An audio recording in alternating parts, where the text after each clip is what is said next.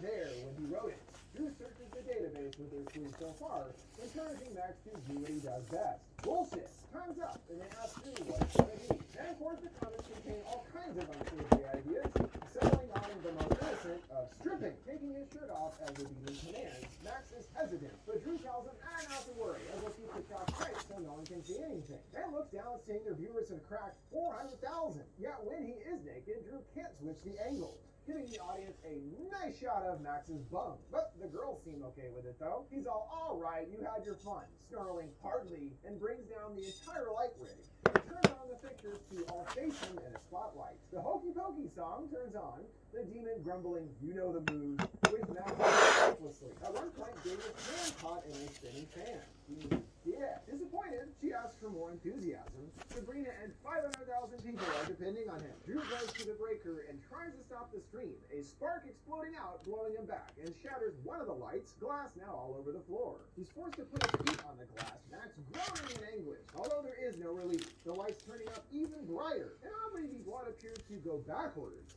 As we flash back to the past, with Max and Drew in Jesus school, he's drawn a picture of Satan, which brings the nuns ire, calling it an act of contrition. And similarly to now, makes the kids get on their knees on what looks like a plank of soda bottle caps. Yeesh! Drew does his verses flawlessly, but then it's Max's turn.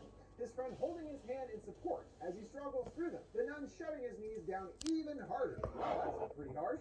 And we'll see more of this as the story unfolds and we learn what Max's personal story really is behind the internet facade. They're still hoping to figure out what this demon wants. Max believes that it's just to torture them, but Drew argues there must be a bigger play, and remembers a word that it used. After a query, he finds that it means lies. Well, no shit, Max spits, but Drew thinks they can still use this tidbit against it. Max does his thing, telling the demon he will do its bidding and lie for them, but still doesn't know what it wants. It says perhaps it has already made its intentions known, as Lane and the demon struggle for control, until Lane starts choking on something. Max reaches down into her mouth and shockingly pulls out one of his prayer towels. He thinks that maybe the demon wants him to tell the truth about their supposedly holy product, admitting that the claws have no cleansing power, and they're not even from the Vatican, but just cheap crap from China.